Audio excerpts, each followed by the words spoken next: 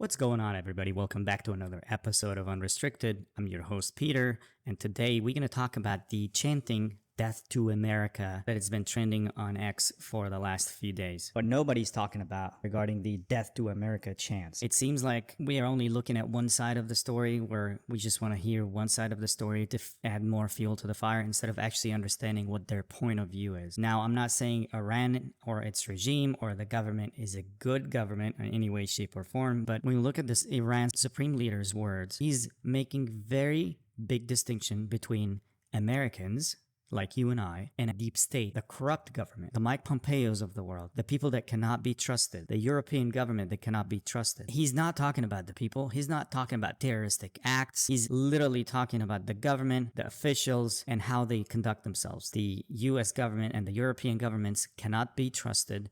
They are all manipulative. Even if you have a signature on paper with them, they cannot be trusted. Let's read word for word the translation and see if that's the case, or if he's really saying death to America as in you and I, we should die. The US authorities complain and ask, why do Iranians say death to America? Let me make something clear for the US leaders. Death to America means death to Trump, Bolton, and Mike Pompeo. It means death to Americans' rulers. We have no problems with the American people. Death to America is about the rulers of America. It's about the group of people who are currently in charge. There will be others when the next term of office begins.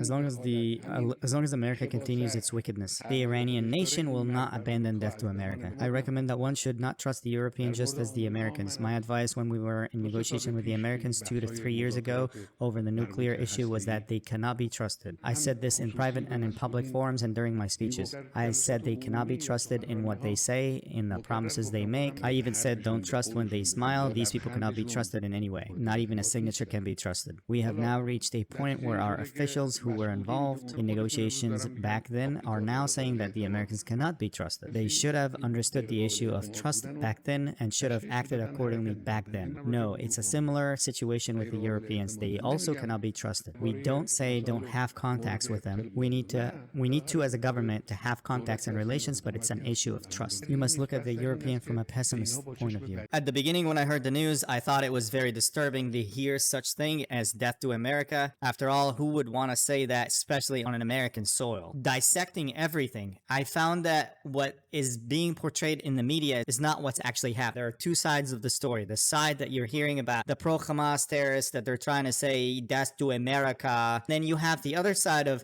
while the chanting itself was very disturbing, when you hear what they have to say, you can't help but actually agree with a lot of the things they're saying. Maybe not everything, but a lot of it. Let's go over it. I guarantee you, most of what they have to say, you would have to agree with. As a human being that is not morally corrupt and not morally bankrupt and absolutely values freedoms and being anti-war, you can't help but agree to most of the message. Not the entire message, again, but most of it. So let's dive right in. We've been asked in the past. It starts with this guy speaking about this entire thing and been asked in the past. So let's go over it. Why are our protests on the International Day of Quds, why are they so anti-America? Why don't we just focus more on Israel and not talk so much about America? Gaza has shown the entire world why these protests are so anti-America. Because it's the United States government that provides the funds for all of the atrocities that we just heard about. Do you disagree with this? The crux of the problem is Israel hides behind the big bully guy, America. Without America, they wouldn't be doing all these things. They know that they can't. They have no chance. But we provide the artillery. We provide the F-type planes to bomb people, innocent people. We've seen the Lavender, we've seen the Gospel, we've seen Go Get Daddy or Where's Daddy programs that Israeli ruled out, which is AI, that basically is willing to take up to 100 innocent human beings for just one man that they deem possibly fitting the description of a Hamas terrorist. That is absolutely beyond normal. One, when you compare apples to apple, you see that while we've committed a lot of war crimes, we've committed much less war crimes than Israel is currently doing and being backed by the US government and your tax cattle dollar. And this is why Imam Khomeini, who declared the International Day of Quds, this is why he would say to pour all of your chants and all of your shouts upon the head of America. Isn't that the freedom of speech? Isn't that what you love about this country? BLM were burning the American flag. You call them activist Muslim chanting, pleading death to America. By the way, Palestine is not just Muslim. Palestine is Muslim, Christians, and other folks. Malcolm X said, and I quote, "We live in one of the rottenest countries that has ever existed on this earth." And that is true. We have been corrupted beyond means. We have been corrupted from within. We have been corrupted and coerced to follow a policy that doesn't benefit us in a single iota, and it benefits every Israeli soldier and civilian. Who holds the upper hand here? We keep saying that our greatest ally in the Middle East, they don't have any value. People say, oh, it's the intel aspect. We have way better intel system than they have. We, in fact, the CIA warned them days before the October 7th attack. The CIA warned Israel, and so did multiple Arab countries, warned Israel and the IDF and Netanyahu's government that there is an attack coming. You might want to gear up your military towards the southern borders. But he refused and ignored it entirely, which again implies that this has to be a pre-planned controlled demolition, if you know what I mean. It's not Genocide Joe that has to go. It's the entire system that has to go. Any system that would allow such atrocities and such devilry to happen and would support it, such a system does not deserve to exist on God's earth. I agree. Who wouldn't disagree with that? He's talking about the system. He's talking about the system, not the people. And if you notice at the beginning, he said, chant here and speak about it. That's the freedom of speech. He didn't say anything about let's go burn some people or let's kill some people, let's drop some bombs on some people, or let's throw some bombs on some innocent kids and bomb them in 50 pieces each and incinerate their bodies. He didn't say anything like that. Shouts and chants upon the head of America. So they wanted to have chants. Is that illegal? And when he says death to America and then proceeds to clarify it's death to the corrupt system and the corrupt government we live in. The Khomeini's message to the entire world and to us Americans. He's saying it is not about you. It is about your corrupt government and its wickedness. And we will continue to chant so until the corrupt system is replaced with a good system that does not go bully innocent civilians and bomb innocent people all over the world, as we see under the guise of fighting for our freedom nonsense. Do you disagree with any of the things he's saying? I personally, so far, the things that he talks about negative, I absolutely disagree with what he says about death to America part, because that is kind of misleading. The words themselves mean something different. Mean like, oh, we want to kill the entire American system and the people and destroy America. We don't know. That's not what they're saying here. I understand the slogan is extreme, but the actual message is very logical. And it has nothing to do with extremism. It has everything to do with replacing a corrupt system with a fair, just system. And so when these fools ask us if Israel has the right to exist, the chant death to Israel has become the most logical chant shouted across the world today.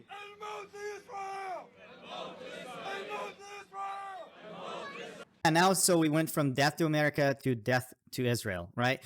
From their perspective, which you can't help but agree with it for the most part, Israel is lobbying the United States. All its government, Congress, House, Senate, you name it, they're bought and sold. Even the Federal Reserve is 100% owned and sold by the same Zionist people. So when you look at that from a different perspective, he's saying that the Zionists in Israel control America. And when they control America, then America is death to the system of America because it's corrupt. So when you hear them chanting death to Israel, they're switching from treating the symptoms to the root cause. Cancer has to be destroyed from its roots. And that's basically what they're saying. America backs up the Israeli Zionist government with money, power, influence, lobby, you name it. I know. I hear you're going to say, oh, well, it's still extremist. There has to be a solution where everybody coexists together. If you look from the other side, who's the instigator of all of this? Who started it?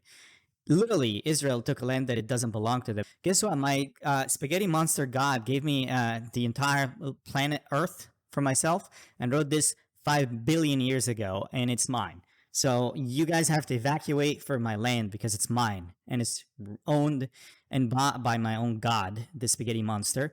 So I'll take it.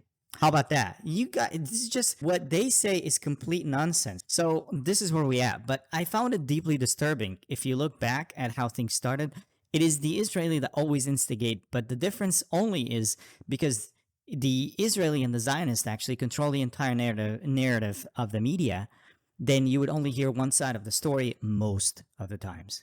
And that story and that side is always going to be the Israeli one. Even if a new story surfaced and it's about something that is not very flattering, and it's about something that is not very flattering about the government, the IDF, guess what? You're not going to hear much of it. It doesn't get promoted. Not a lot of people see it. It just doesn't become a mainstream anything most of the times. Because I know someone is going to try to point an exception to the rule and say, well, look at this exception. Therefore, we are right. No, you are wrong. Therefore, you are wrong. And no, that's not true. For instance, this video surfaced in May 2023. That was before anything. And you can see the Israeli crowds taunt Palestinians during Jerusalem March. And guess what they were chanting? They were saying in Hebrew, death to Arabs. Arabs are sons of bitches. Quite literally, they were saying death to Arabs. Not only that, when you actually interview their own people, they openly talk about this. They don't deny it. They talk about, yeah, this is our land and fuck these people. They're nobody. They're just human animals. This isn't something new. This isn't something that just happened after the Hamas terrorist attack on October 7th Israel bullshit. This has been happening for many decades. But the difference is there wasn't social media. There wasn't anything that people talk about. And the difference also is Israel take small steps, but progress towards their goal. If Bibi disappeared somehow, would, like, if the CIA wanted to disappear him to stop World War III, would that stop World War III? No, unfortunately, when I was in Israel back in the 90s, they had a prime minister named Yitzhak Rabin, and he was a man who was pursuing peace. It's an imperfect peace. I've learned since then that Oslo wasn't everything it was meant to be, but at least he was talking about peace with the Palestinians and the potential of a Palestinian state. He was assassinated in November of 1995 by a right-wing Israeli fanatic who was loyal to Benjamin Netanyahu. You're seeing the pattern here. The assassination of Yitzhak Rabin brought to an end what I would call the era of Israeli normalcy, where normal people could live who wanted to live in peaceful coexistence. Starting in 1995 on, Israel started absorbing hundreds of thousands of immigrants from Russia and Ukraine who viewed the Palestinians as subhumans, animals. They strengthened Netanyahu's hands. And since, for the next 2.5 decades, Netanyahu has transformed Israel from a nation that once had rational thinking people into a nation that thinks just like himself.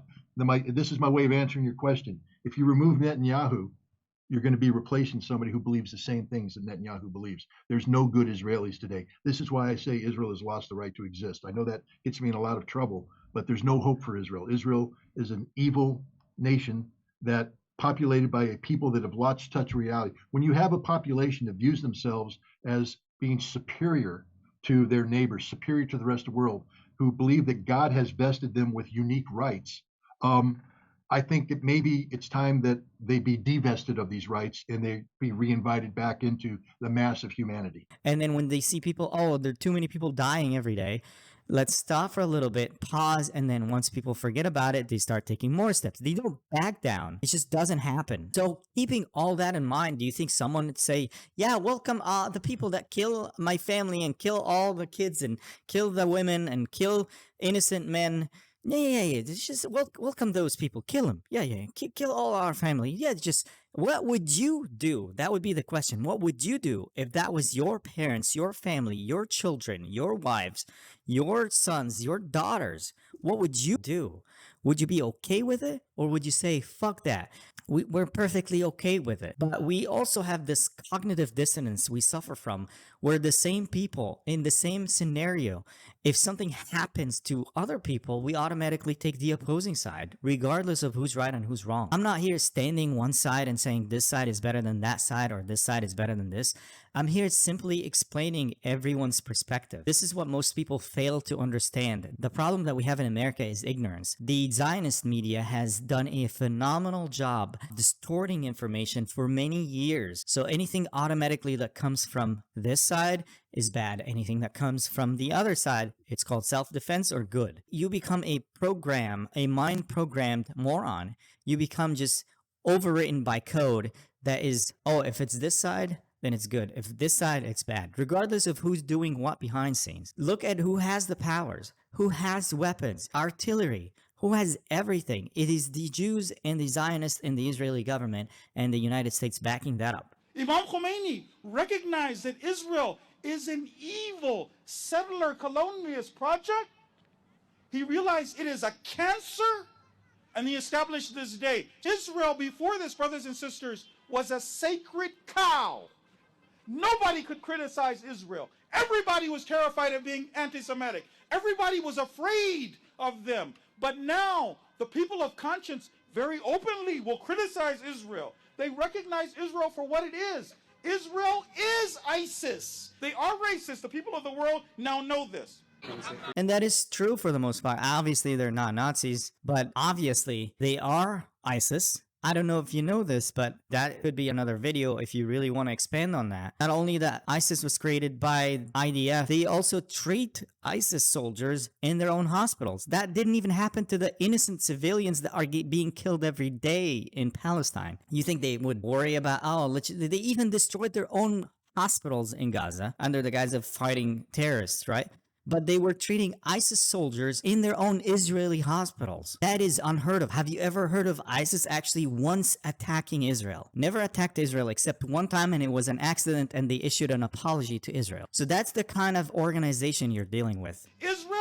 They are Nazis. They are fascists. They are fascists. They want to control the narrative, and anyone that says anything, you shut up, you anti-Semite. You should not have a word in what we say or have to do, and we will change the definition to, oh, it's about anti-Semitism, and anti-Semitism really doesn't have a definition, and it's about feelings, and if I feel like I'm offended, then guess what? You are an anti-Semite. It's nonsense. All of it is nonsense. That's what I will say.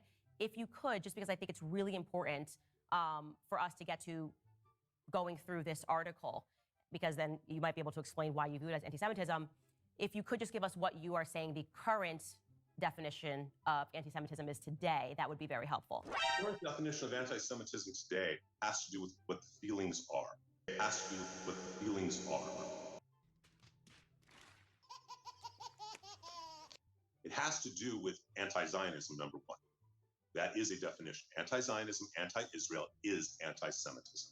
Okay. This isn't so you believe that Jewish people can be anti-Semitic? Absolutely.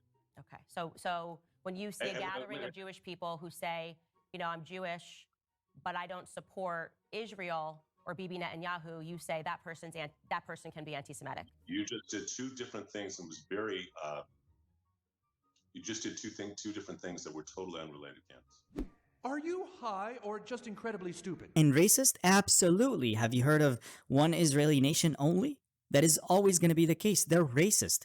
Have you ever had a DNA test that says you are 10% Catholic? No, never. Have you ever had a test that says, oh, you're 20% Muslim and 50% Buddhist? It's not going to happen because it's actually a race. They're not just a religion. It's an ideology. It's the Zionism, and it's backed by the same DNA. If you want to move to Israel, you have to get a DNA test to make sure that you're of the same race as them so that you can live in Israel. So when it's racism, isn't that the exact definition of racism? But hey, when it comes to Israel, we don't want that. And the people that are not that are Israeli citizens that are not of the same race, they're treated like second-class citizens, especially those that are Muslims, Christians, or they're black from Ethiopia and other countries. They tell them to go back home. They are just openly racist nation. I know someone is going to say, oh, not all Jews are like that. And nobody's saying all Jews are like that. But when you look at their polls, I have to look up the numbers. But it's a very disturbing number. I believe that they're better than you and I. They're the chosen people. They are better than you and I. And when you look at the numbers, when you look at all of this, what makes sense? Are they racist? Abso-fucking-lutely. But when they do the same racist chants, it's called, they're pro-Israel, they're good people. But when the opposite people do the same exact behavior, it's unacceptable on both sides, in my personal opinion. But when someone does it, it's perfectly fine. When the other does it, it's definitely hatred and all sorts of stuff. Even mainstream media is now that they cannot just completely turn a blind eye. Have you seen what happened to Mehdi? Mehdi got fired from MSNBC because he dared to actually question a puppet Israeli politician that basically looked like a complete idiot, made him look like a moron. I said it 1,000 times before, and I'll say it again. Israelis and Israeli officials are not that smart, are not smarter than you, like they're trying to make you think, oh, Israeli people are very smart. It is that, I'm sorry, you're dumber than them, that you just don't get the basic word manipulation and tricks that they play on you. Free, free Palestine! From the river to the sea, Palestine will be free. Oh, from the river to the sea, they say those words. Oh, that's a racist thing because it means they're calling for the genocide of the Jews from the river to the sea. Do you know that this slogan is actually a racist slogan used by the Israeli government, from the river to the sea, because they want to take the entire land for themselves and kill all the people like they are already doing? And by the way, when they say it from the river to the sea, literally means this land is restored back to its own indigenous people, the Palestinian people. If you disagree with my message, I would love to know why you disagree with my message, and I would love actual evidence instead of just calling me names and getting angry and disagreeing and going into a keyboard warrior mode. I would like to know why you think I'm wrong from a factual, evidential, and a logical standpoint. If you do, I always say that I stand corrected. I'm always willing to change my mind, so if you can convince me, go right ahead. In the end, you've seen the Iranian supreme leader explaining away the meaning of death to America, and he multiple times mentioned that it is just about the wickedness of the U.S. policies and government. It is the U.S. officials, and he specifically also says that he has no problems with the American people. And that's it for today, guys. You can see clearly he made a very big distinction between what civilians like you and I are, and a corrupt government. He even added a condition. He said, as long as America continues its wickedness. We have been in wars that it doesn't belong to us. We've been in the Middle East. We invaded people. We killed millions of Iraqis. We've done a lot of horrific things. If we are not waking up to it, if we're refusing to acknowledge the terrorism that we've conducted all over the world, then there's something wrong with us. We are turning a blind eye on our bad actions and painting ourselves with, we are the good people fighting the good fight against the bad people. At what point are we going to wake up and look at ourselves for what we really are? Who's just, America is a big bully in the entire world that's trying to bully every other country. And the small countries are now forming BRICS and other nations that are getting together to form a strong economy that is definitely much more sustainable than the United States government and economy that prints paper out of thin air. If we don't wake up to this, if we don't stop this from happening, if we don't stop our government from recklessly printing money, spending money on war crimes, the Raytheons and the Booz Allens of the world, we are never getting out. We're gonna turn quickly into a third world country. We will have a hard time buying anything or affording anything. All countries and all economy will turn away from America, and the petrodollar will be something of the past. If we don't wake up to this, it will be too late. We have to wake up. What do you guys think? Do you think Iran's supreme leaders talking about bombing civilians and Americans? He sustained an attack in Syria on his own diplomatic officials, which is a war crime. This is against international law. You cannot do that. Israel did that. Israel is begging for a World War III. Israel is begging for more destruction because, of course, what's going to happen? It's going to get the United States involved, the NATO involved, and then they're not going to actually fight. Their people are not going to fight anything. Who's going to fight? You and I are going to have to be drafted. And who's going to pay for it? You and I, from out of our tax dollar. We're going to die. We're going to get killed for people that are instigating crimes all over the world, committing genocide, and causing destruction and chaos in the world because of a prophecy they have from a Zionist standpoint. Let's stop the rhetoric. Let's stop the bullying. Let's start thinking about a more peaceful solution for you and I so that our grandchildren and great-grandchildren don't have to suffer as much. Thank you guys for watching. If you like this video, please let me know your thoughts in the comments below. Please also make sure to hit the like button, smash that notification bell, and subscribe to my channel for more updates. Thank you again for watching, and I hope to see you in the next video.